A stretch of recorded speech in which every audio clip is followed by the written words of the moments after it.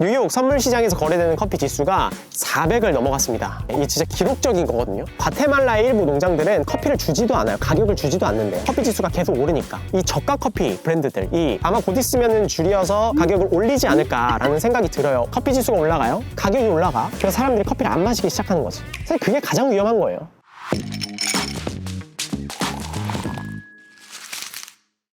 네, 여러분 안녕하세요. 안스타입니다. 요즘에 이제 커피 가격 올랐다 많이들 말씀하시잖아요. 커피 지수가 올라갔는데 환율까지 올랐어요. 그리고 여러분들도 아시다시피 스타벅스나 뭐 폴바셋, 우리가 누구나 다 알만한 프랜차이즈들도 커피 가격을 올리기 시작했습니다. 그래서 오늘은 도대체 왜 커피 가격이 오르는지, 뭐가 어떻게 변해서 오르는 건지, 그래서 앞으로 어떻게 될 건지에 대한 부분까지 좀 말씀을 드려보겠습니다. 제가 지금 스페인에 있거든요. 바르셀로나에 있는 스페인 날짜로 어제죠. 뉴욕 선물시장에서 거래되는 커피 지수가 400을 넘어갔습니다. 이게 진짜 기록적인 거거든요. 그러니까 선물시장은 뭐냐면 옥수수나 밀이나 금이나 은이나 이런 것들 있잖아요. 해외 시장의 어떤 기초 원자재들을 미리 구매를 하는 거란 말이에요. 지금 그 가치를 추산해서. 사실 커피라는 게 전 세계적으로 물동량이 정말 많은 그런 어떤 원자재 중에 하나예요. 어떤 나라에서는 이 커피 비즈니스가 GDP에 굉장히 큰 비중을 차지하고 있죠. 예를 들어 생산국 같은 경우는. 이게 얼마나 기록적이냐면 10년 전과 비교했을 때는 거의 3배입니다. 1년 전 커피 지수와 비교했을 때는 2배 정도 차이가 나고요. 물론 커피 지수가 2배 정도 오른 거는 뭐 2011년에도 있었고 2020년에도 한 번 있었어요. 근데 그때는 뭐 100에서 200 정도 오르는 수치였거든요. 근데 이번에는 200에서 400 오른 거란 말이에요. 똑같은 2배지만 이게 느낌이 좀 많이 다른 것 같아요. 오늘 커피 지수가 400이다. 이 말은 뭐냐면 커피 수확이 1년에 한 번씩 이제 수확기가 있잖아요. 내가 오늘 예를 들어 400에 거래를 하면은 커피 생두를 오늘 지수를 통해서 사는 거예요. 이 선물시장을 통해서 투자를 하는 사람들이 있고 실질적으로 이게 필요하기 때문에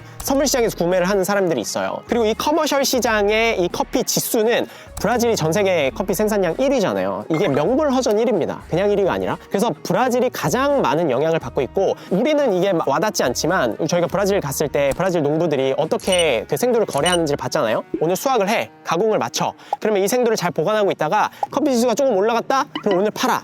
그러면 트럭이 와. 오늘 지수대로 결제해줄게 하고 농부는 돈을 받고 그 커피를 판매를 한단 말이에요. 그래서 이 커피 지수가 생각보다 저희 이 소비국에서는 좀 먼 어떤 개념이라고 할 수 있지만 생산국에서는 굉장히 가까운 개념이에요. 왜냐면 매일매일 바뀌는 생두 가격을 보고 이 커피 지수를 보고 판매를 하기 때문에. 그럼 이 브라질 커머셜이 이 커피 지수에 맞춰서 거래가 되잖아요. 코스타리카 같은 경우는 여기서 프리미엄이 붙어서 팔리고 콜롬비아라든지 이런 데라든지 이런 프리미엄이 있고 없고 뭐 이런 식으로 해가지고 거래가 돼요. 과테말라의 일부 농장들은 커피를 주지도 않아요. 가격을 주지도 않는데요. 커피 지수가 계속 오르니까. 물론 에티오피아는 뭐 ECX라는 곳에서 따로 별도로 관리해가지고 이 커피 지수와는 연동되지는 않긴 합니다. 거기서 거래를 하는 건. 그런 에티오피아마저도 이 커피 지수를 참고하는 건 사실이에요. 브라질이 이렇게 딱 기초를 잡고 있는데 브라질 가격이 올라간다?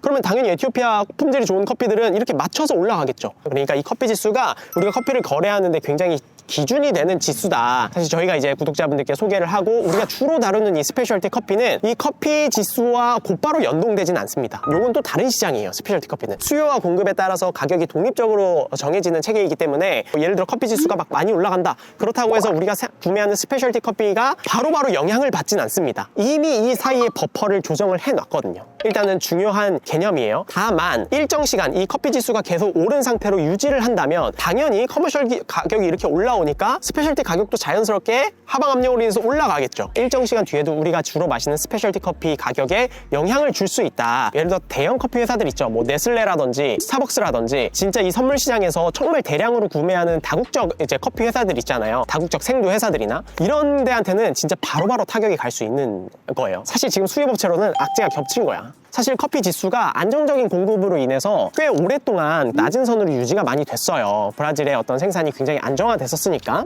여러분들이 지금 아시는 그런 저가 프랜차이즈들 있잖아요. 그런 데들은 대부분 커피 지수가 굉장히 낮았을 때 창업이 시작이 됐습니다. 그래서 낮은 커피 가격 때문에 우리는 더 저렴한 가격으로 많은 사람들에게 커피를 공급할 수 있었고 덕분에 또 커피를 좋아하시는 분들이 더 많이 생겼죠. 그래서 이 저가 커피 브랜드들이 지금 굉장히 어려울 거란 말이에요. 폴바셋과 스타벅스가 가격을 올렸지만 이런 저가형 프랜차이즈들도 아마 곧 있으면 줄여서 가격을 올리지 않을까라는 생각이 들어요. 왜냐하면 지금 이 커피 지수가 1개월 안에 되게 급등했단 말이에요. 선물 시장은 1년에서 1년 반 정도 후에 도착하는 커피에 대한 지수이기 때문에 이게 내 실질적인 우리 삶에 영향을 미치려면 1년에서 1년 반 정도 뒤에 들어오는 커피의 가격이 이 지수를 반영한다라고도 생각을 하시면 돼요. 지금 여러분들이 드시는 커피 가격은 이제 1년 전 커피 지수가 어느 정도 반영된 가격이라고 생각을 하셔도 되는데 다만 그렇다고 해서 그러면 한 1년 있다가 그러니까 업체들이 가격을 올리겠네, 또 이렇게 생각하시면 안 돼요. 지금 생도 업체들이나 여러 가지 카페, 이런 다국적 프랜차이즈들이나 대형 업체들은 지금 또 내년에 사용할 생두를 사야 되거든요. 그러면 결국에는 지금 이 비싼 가격에 내년에 사용할 생두를 사게 되잖아요. 또 이 지수가 또 가격에 반영이 되게 됩니다. 어쩔 수 없어요. 내가 갖고 있던 커피를 이 지수대로 판매를 하게 되면은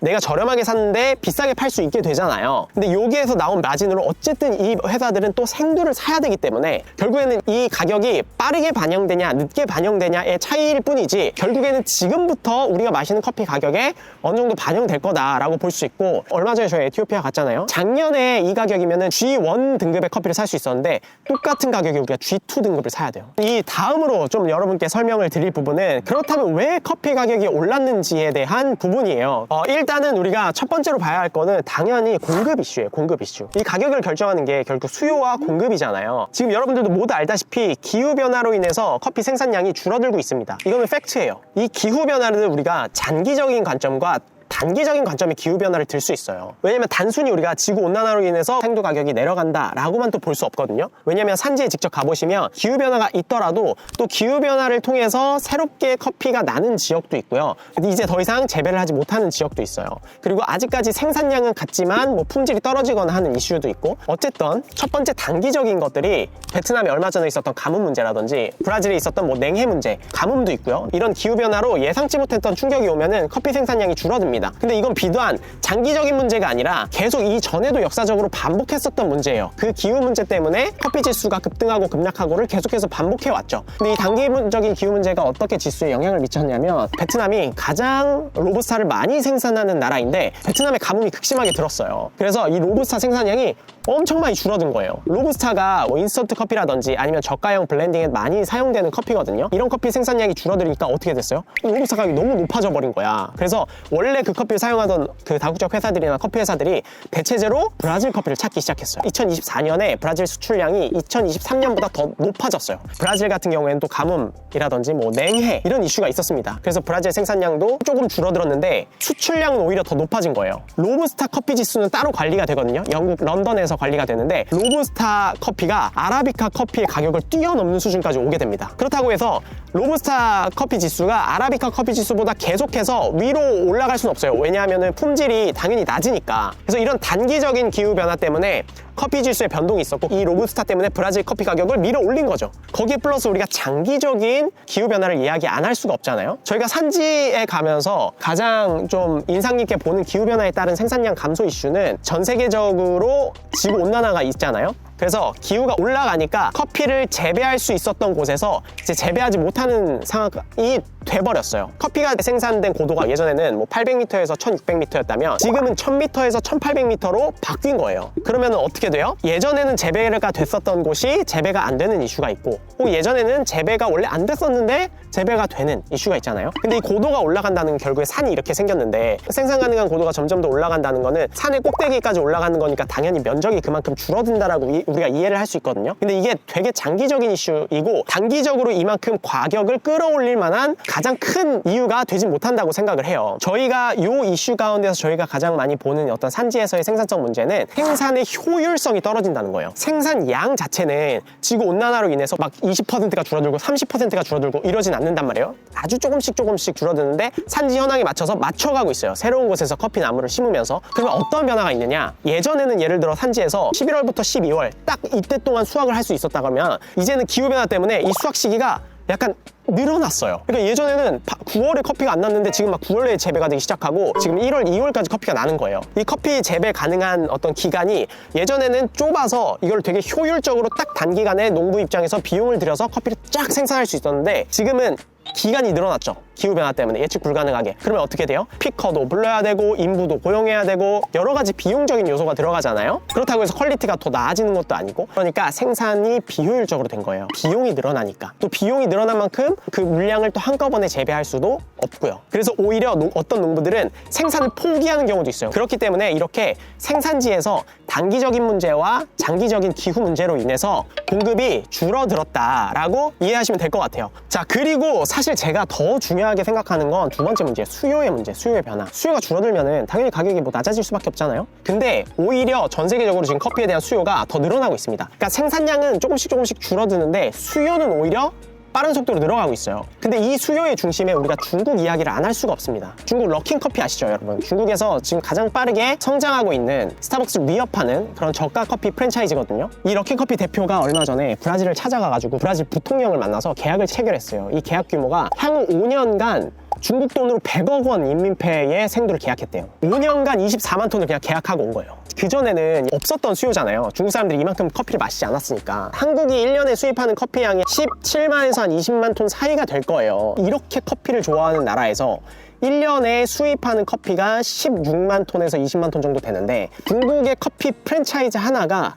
5년 동안 24만 톤을 계약을 한 거예요. 그러니까 한 1년에 5만 톤 정도 되겠죠. 근데 이게 예를 들어 중국 전체로 봤을 때 이 브랜드뿐만 아니라 지금 성장하고 있는 브랜드들이 있잖아요. 뭐 스타벅스라든지 뭐 여러 가지 브랜드들. 근데 이런 브랜드들이 수입하는 커피 양이 점점 더 늘어난다는 얘기죠. 저는 이게 훨씬 더 커피 지수를 올리는데 큰 역할을 하지 않고 있나라는 생각이 들어요. 중국 사람들이 커피를 마시기 시작했다. 사실 이거는 단기적인 게 아니에요. 장기적인 영향인 거예요. 왜냐면 커피를 마시기 시작했는데 이 커피 수요가 줄어들 리는 없단 말이에요. 점점 더 올라가면 올라갔지. 그렇게 수요가 올라가면은 아, 우리가 마시는 커피 가격이 올라간다. 이게 너무 말도 안 된다라고 생각을 하실 수도 있지만 수요가 높아지면은 또 가격이 높아지거든요. 그러면 커피를 생산한 생산자 입장에서는 커피를 떠났던 사람들이 돌아온단 말이에요. 커피가 돈이 되는 걸 보면은. 그럼 또 공급이 많아집니다. 그만큼. 또 그러면 커피 가격이 내려가게 돼 있어요. 이걸 우리가 부정적으로 바라볼 필요만은 없다. 이게 러킹 커피의 성장이 얼마나 무섭냐면 중국 시장에서는 이 러킹 커피를 견제하기 위해서 스타벅스가 몇 년 전에 러킹 커피에 공급하는 업체들은 스타벅스가 거래할 수 없다. 공개적으로 이야기한 적도 있어요. 사실 비교가 안 되면은 견제 안 하거든요. 근데 이게 위협할 만한 수준까지 성장을 하니까 스타벅스에서 견제를 하는 거란 말이에요. 스타벅스가 이 정도로 견제할 정도면은 이 럭키커피의 성장 속도가 굉장히 무섭다는 거거든요. 럭키커피뿐만이 아니라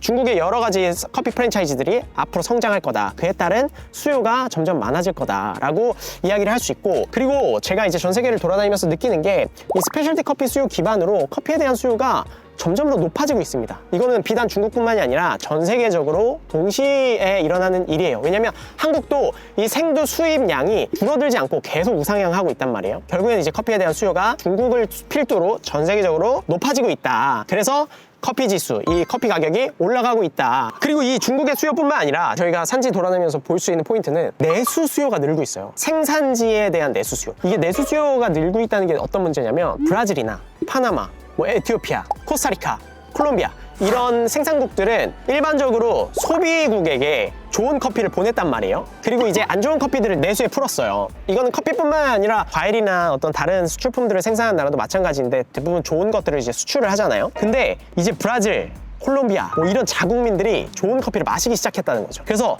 내수에서 커피에 대한 수요도 늘어나고 있어요. 그러니까 이게 어떻게 되냐면 내수에서 이렇게 비싼 가격에 사는 데들이 생겼는데 우리가 굳이 수출할 필요가 뭐가 있어? 그냥 내수에서 팔자. 그럼 내수는 거래도 간단하고 유통도 간단하고 와이낫인 거죠. 농부 입장에서. 그래서 내수의 수요가 늘어나면서 결국엔 수출량을 줄이는 그런 현상도 나타나고 있다. 이게 또 하나의 포인트고, 그래서 실제로 콜롬비아의 내수 가격은 지금 최고치를 기록했대요. 콜롬비아의 내수 시장에서도 또 비싼 가격의 커피를 사기 시작한 거죠. 이건 브라질도 마찬가지예요. 그리고 또 몇 가지가 있습니다. 뭐 지정학적 리스크가 있죠. 러시아 우크라이나 전쟁으로 전반적으로 이 원자재 가격이 전 세계적으로 오르는 게 추세이기도 하고요. 이제 트럼프 우리가 당선이 되면서 미국이 무역에 대한 관세 강화를 하고 있잖아요. 근데 그 중에서 또 언급되는 나라가 콜롬비아, 멕시코 같은 경우는 미국의 커피를 가장 또 많이 수출을 할 거예요. 미국 사람들은 지리적으로 멕시코가 가깝기 때문에 멕시코 생두들을 많이 구입을 하거든요. 물론 이 관세 리스크에서 미국이 생산하고 있는 품목이 아닌 이상 커피 관세에 대해서 막 어떤 푸시를 할 것 같진 않지만, 그래도 미국이 가장 지금 많이 언급하고 있는 멕시코나 콜롬비아가 또 커피를 또 가장 많이 생산하는 국가이기 때문에 또 트럼프가 당선이 되면서 선물 시장의 지수에 반영이 되지 않았나라는 생각이 들고요. 사실 선물 시장이라는 게 실질적으로 필요한 사람들만 거래를 하는 게 아니거든요. 투기 수요가 있단 말이에요. 그러니까 선물 시장으로 내가 이 물건은 필요하지 않지만 투자를 접근하는 사람들이 많아요. 그렇죠? 다국적으로 정말 많은 자본이 여기에 유입되어 있고, 그래서 실질적인 우리가 수요와 공급 문제 플러스 그리고 여러 가지 지정학적 문제들과 커피 선물 시장에 대한 투기 수요가 이런 커피 가격의 상승을 초래했다라고 이야기를 할 수 있을 것 같아요. 그러니까 이 커피 가격이 오르는 문제가 슈카님이 말씀하신 그 두리안을 심는 문제도 있잖아요. 여러 가지 문제들이 겹쳐져서 복합적으로 일어난 결과다라고 이해를 하시면 좋을 것 같아요. 여기서 제가 말씀드리고 싶은 게 커피 생두 지수가 오르는 게 생산자 입장에서는 마냥 좋은 일만이 아니라고 말씀을 드렸잖아요. 지금 브라질에서는 어떤 일이 일어나고 있냐면 농부들이 파산을 하고 있어요. 굉장히 큰 회사들도 지금 파산 위기에 직면해 있습니다. 선물 시장의 지수는 예를 들어 큰 브라질 농부들이, 거기는 우리가 생각하는 큰 농부가 아니에요. 엄청 큰 큰 부지를 가지고 커피를 공급하는 거잖아요. 근데 그런 회사들이 이전에 선물 시장에서 투자한 돈들을 받아서 운영 자금에 쓴단 말이에요. 그러면 그 운영 자금을 통해서 1년 뒤에 생산한 커피들을 1년 전에 그 선물 시장에 투자한 그 투자자들에게 보내주는 거잖아요. 그러니까 지금 브라질 농부들은 지금 주는 커피들이 1년 전에 커피 지수를 기준으로 판매를 한 커피들인 거예요. 1년에는 200이죠. 지금은 400이잖아요. 2배잖아요. 근데 생산을 하는데 생산량이 못 미치는 거야. 내가 예를 들어 10만 톤을 재배를 해서 1년 전에 선물 가격 200을 기준으로 보내줘야 돼. 근데 생산량이 줄어들었잖아요. 그 퀄리티에 맞는 생산량이. 이거 10만 톤을 못 세우고 한 8만 톤 정도를 생산한 거야. 그러면 2만 톤을 내가 다른 농부들한테 구매를 해서 어떻게든 채워서 이걸 보내야 되거든요. 지금 지수가 어때요? 400이잖아. 그러니까 그 사람들 2배를 주고 구매를 해야 되는 거야. 생산량은 줄었는데 커피 지수가 올라서 이 간격을 메우려고 오히려 돈을 내야 되는 거예요. 이런 지수가 오르니까 또 어때요? 농부들이 자기네들 이제 커피 판매 안 하려고 그러지. 조금만 있으면 더 오르겠지? 조금만 있으면 더 오르겠지? 이런 식으로 계속 갖고 있는 거예요. 그래서 지금 로스터들뿐만 아니라 지금 생두 회사들도 지금 진짜 긴장하고 있고 긴급 상황이에요. 정말 지금. 앞으로 그러면 생두 가격이 어떻게 될 것인가? 단기적인 문제들은 곧 해결될 거예요. 그러면은 앞으로 커피 가격이 계속 오를 거 아니야? 여기에 단기적인 문제가 있어? 라고 생각을 하실 수 있는데 이 엄 사장님께서 말씀을 해주신 건데 브라질의 공급 이슈가 있잖아요. 지금 브라질에 농부들이 돌아오고 있답니다. 농부들이 커피를 올해 엄청 많이 심기를 시작했대요. 돈이 되니까. 그럼 이게 언제 가격이 반영이 되냐? 지금부터 심기 시작하면 커피 첫 수확까지 한 3년 정도 걸리거든요. 그리고 이 퀄리티가 올라올 때까지 5년이 걸리는데 결국에는 이 가격이 오르면 공급이 높아집니다. 커피를 더 많은 사람들이 생산하기 시작할 거예요. 그러면 커피 가격이 내려가겠죠, 앞으로. 그리고 지금 공급이 타이트한 상황이지만 콜롬비아가 이제 4월 중순에 수확을 시작하고 브라질이 2차 수확이 남았거든요. 그래서 공급을 좀 단기적으로 완화시킬 수 있는 그런 부분도 존재해요. 하지만 제가 말씀드렸다시피 지금 가격이 올라가니까 더 많이 돌아온 공급자들로 인해서 공급이 완화가 되고 그러면서 커피 가격이 좀 높은 수준을 유지하다가 내려가지 않을까라고 조심스럽게 좀 예측을 해봅니다. 그래서 지금 로스터리 분들이나 어떤 생두 수입 회사나 이런 분들은 향후 2년 동안에는 이게 조금 높은 가격이 유지될 수 있겠구나 라는 생각으로 대비를 하셔야 되고요. 하지만 이런 부분도 우리가 가장 큰 문제죠. 뭐 지정학적 문제라든지 정치적인 문제라든지 뭐 전쟁 문제라든지 이런 건 예측이 불가능하잖아요. 그래서 그런 문제에 따라서 단기적으로 굉장히 유동성이 바뀔 것 같기는 해요. 다만 저희가 좀 고려해야 될 점은 예전에 뭐 우리가 경험했던 커피 지수 100 이하였던 시절로 과연 돌아갈 수 있을까? 여기에서는 좀 의문이 들어요. 그랬으면 좋겠지만요. 제가 이번 커피 지수를 올라감으로 인해서 가장 걱정되는 건 사실 환경 문제보다는 수요 문제예요. 커피 지수가 올라가요. 가격이 올라가. 그래서 사람들이 커피를 안 마시기 시작하는 거지. 사실 그게 가장 위험한 거예요. 우리가 뭐 환경 문제도 이야기하고 무슨 문제도 이야기하고 많이 하지만 사실 가장 중요한 건 고객이 커피를 외면하는 거예요. 사람들이 커피를 더 이상 안 마시기 시작하면은 환경 문제가 뭐가 필요하겠습니까? 아무런 소용이 없거든. 근데 많은 사람들이 커피를 좋아하게 되면은 우리가 막 어떻게든 해결할 거예요. 막 진짜 뭐 새로운 품종을 발견하든 환경에 따라서 아니면은 막 어떻게든 막 커피를 유지하기 위해서 자본이 들어오면은 어떻게든 막 노력을 할 거란 말이에요. 그 속도를 줄이기 위해서 우리가 환경을 계속해서 지키려는 노력도 같이 해야 되지만 그래서 정말 밸런스가 중요하다고 생각을 해요. 너무 빠르게 많이 올라가는 거는 이거는 누구한테도 안 좋아요. 장기적인 관점으로 봤을 때는. 그래서 제 채널을 보시는 소비자분들은 내가 마시는 커피 가격이 좀 올라갈 수 있다. 어느 정도 마음의 준비를 좀 하셨으면 좋겠고 커피 업계에 종사하시는 분들은 지금 국제적인 커피 시장이 좀 이렇게 흘러가고 있구나. 그래서 앞으로 생두 가격이 좀 이렇게 변화하겠구나 라는 걸 참고만 해주시고 본인들의 의견에 맞게 뭐 구매 계획이라든지 어떤 마케팅, 판매 계획을 세우셨으면 좋겠다는 생각이 듭니다. 오늘 컨텐츠는 제가 여러 가지 산지의 의견들을 종합해서 여러분들께 전달을 드렸어요. 그래서 다국적 생두회사는 팔콘에서 도움을 또 많이 주셨고 그리고 우리 파젠다엄 브라질의 상황을 또 많이 알려주셨고요. 코스타리카의 우리 JMB 컴퍼니에서도 또 도움을 많이 주셨습니다. 네, 그러면 저는 여기까지 하고요. 다음에 또 유익하고 재밌는 커피 관련된 컨텐츠로 찾아뵙도록 하겠습니다. 빠이! 그러면 여러분들이 드시는 커피의 실 가격에는 얼마나 반영이 될까? 지금 생두를 구입할 때 어떤 시세 기준으로 지금 단기적으로 한 10%에서 30% 정도는 오를 수도 있겠구나 좀 예상을 하셔도 될 것 같아요. 물론 안 올라갔으면 하는 게 제 개인적인 정말 바람이지만요.